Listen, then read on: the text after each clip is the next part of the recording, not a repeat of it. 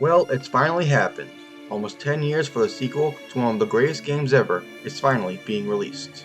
Although probably not for a little while, however, there are still things to discuss and what bringing Ciri back means for development and of course the game itself. First off is the elephant in the room, and that's Ciri's return as a Witcher. Although in the past it's been stated that her canon ending is the bittersweet one where she becomes Empress.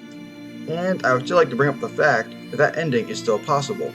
It's very possible that Ciri may undergo another transition like Geralt, where she states past actions from past games through dialogue, so her being forced to leave a life of royalty or chooses to leave for some reason is still entirely possible. The Witcher 4, being an RPG, will certainly have different routes and possibly two different main quest lines, based on initial dialogue choices, perhaps a much expanded upon version from the Roach and Irovith from Witcher 2. Ciri also seems older and more mature than her Witcher 3 version. To address criticisms about Ciri being the main protagonist, I will say the game versions of Geralt of Rivia have always been closer to Ciri. This can be seen with Geralt's facial scar resembling Ciri's, or even the killing monsters in the Witcher 3 cinematic trailer, as that was originally spoken by Ciri in the book. I personally have mixed feelings about Cirilla's return. Although I like her as a character, I was leaning more towards a different direction, one cultivated by more player choice instead of a past character. I also feel as though they may be implementing too much from the Witcher 3 success, as it almost seems like we're returning somewhere identical to Velen or Skellige. However, at the end of the day, one of Witcher series' strengths has been pre-cut characters and its world development. By the end of Wild Hunt, Ciri was more powerful than Geralt as a whole, and her story seemed more or less wrapped up. The main story is said to have Ciri fighting fate itself. Perhaps this was already thought out by the developers, as one of the crones made off with Vesemir's medallion, her sole memento. The crones also act similarly to the fates from Greek mythology. This is also a good way to bring back old characters, although Geralt, Yennefer, and Trish's roles will be minimized with plenty of other characters out there we've met already, or only have heard about in the games. And as I've said in a previous video, the Witcher series as a whole is about the characters. The world in the books is a mere backdrop to character dynamics. And it's also quite possible we would be seeing Ciri in an amnesiac state, just like Geralt was in the original Witcher game. This of course opens up gameplay dynamics, as the School of the Links is still a thing, which in lore is Lambert, Keira Metz, and some others recreating the Witcher mutations, also to combat the second conjunction of spheres. As for Geralt himself and his story, I believe it's more or less finished. I'm personally not for them continuing him, despite how much I like playing as him.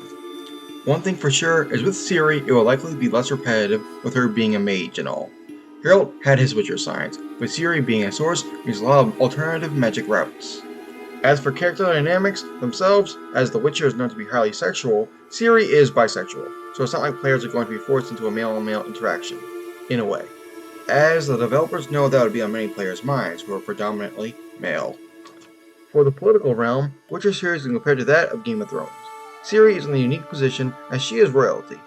Therefore, her being political is more likely, as well as her willingness to commit assassinations. It is also worth noting that The Witcher 4 will take place probably as far north as north goes, meaning Kovir and Pavas. A place of wealth, as uninhibited by Nilfgaard and Redania. I wouldn't be surprised if we return to Skellige as well. The trailer shows a similar quest in Skellige, where Geralt must choose between village elders and the younger villagers. Part of this quest is choosing what to do with a woman who has been marked by an old lesson. Also, CD Projekt Red takes inspiration from Rockstar Games, and even took inspiration from the original Red Dead Redemption for Witcher 3. Just like Red Dead Redemption 2, some of the map can be revisited. Now for what seems to be the biggest criticism in the room, that is, she is not as attractive.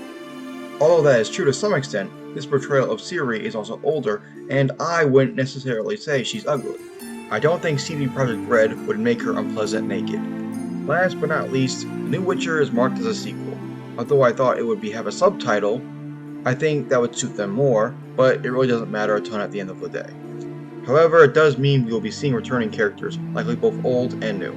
We'll also not be hearing about this for probably a little while. It may not even be released till 2028. With that being said, tell me your thoughts on the new Witcher reveal in general. If not, subscribe for more Witcher content, and remember to always love the game.